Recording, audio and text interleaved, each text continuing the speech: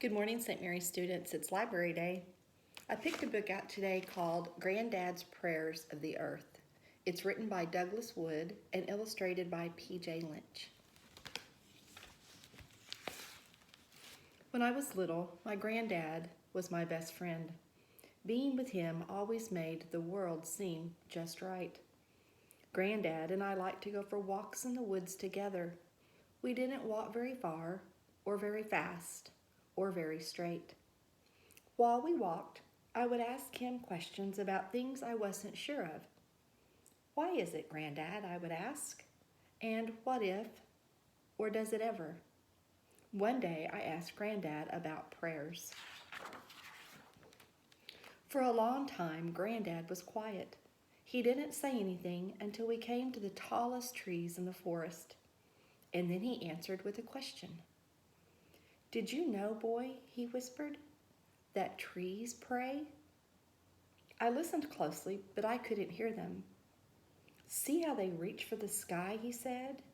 They reach and reach for clouds and sun and moon and stars. And what else is reaching for heaven but prayers?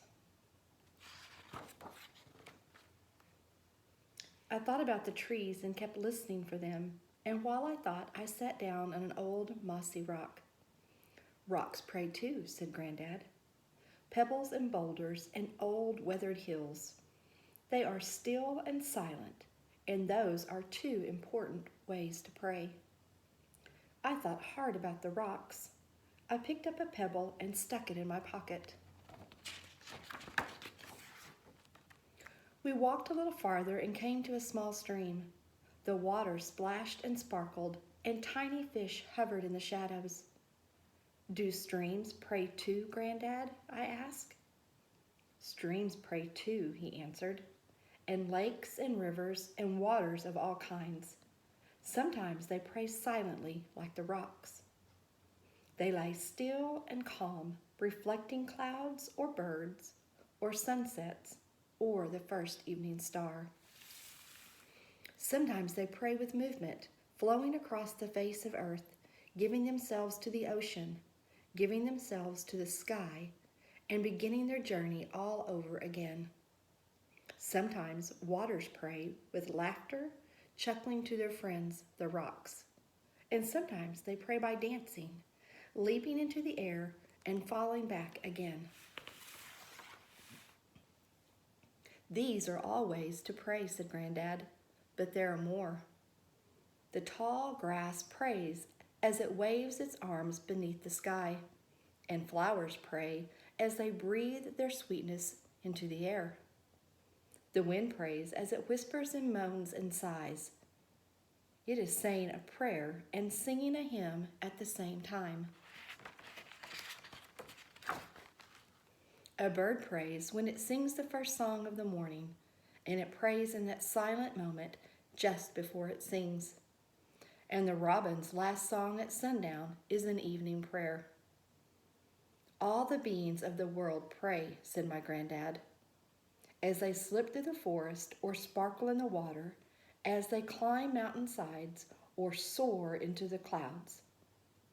Each living thing gives its life to the beauty of all life, and that gift is prayer. Then we were quiet, my granddad and I. He was watching something far away, and I was thinking about all he had said about rocks and trees and grass and birds and flowers. Finally, I asked him to tell me about the prayers of people. Granddad smiled and ruffled my hair. People pray some of the most beautiful prayers of all. Bending down to smell a flower can be a prayer, said my granddad.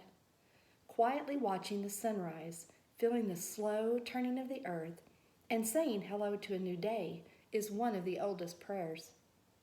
Standing in a snowy woods on a winter day and watching your breath become part of the breath of the world is a way to pray. Making music or painting a picture can be a prayer.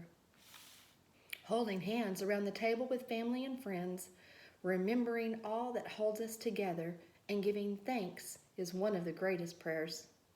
Sometimes, said Granddad, people pray when they are sad or sick or lonely, or if they have a problem too big to carry by themselves.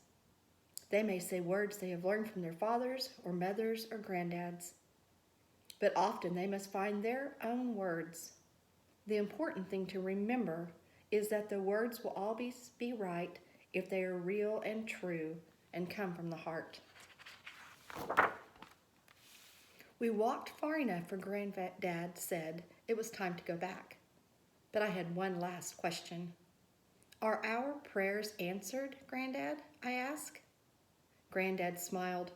Most prayers are not really questions, he said.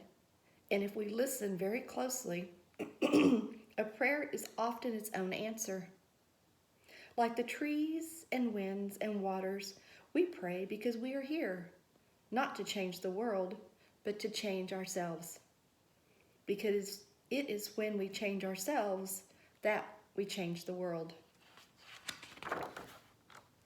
My granddad and I went for many walks after that one, and I often listened for the prayers of the earth, but was never sure I had heard them.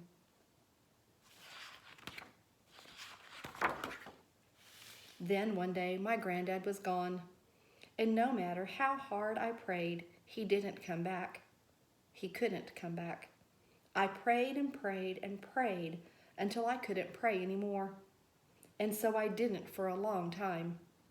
And the world seemed dark and lonely without my granddad in it.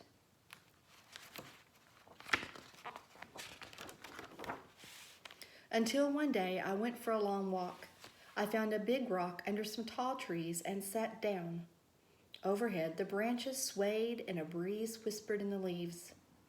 I heard a stream flowing nearby and a robin singing from a honeysuckle bush. And I heard something else, too. Something in the sounds of the breeze and birds and water. I heard prayers. The earth was praying just like my granddad had said. So I joined in. Thank you, I prayed, for tall trees and sweet flowers, for still rocks and singing birds, and especially for my granddad. And as I prayed, something changed, and my granddad seemed somehow near.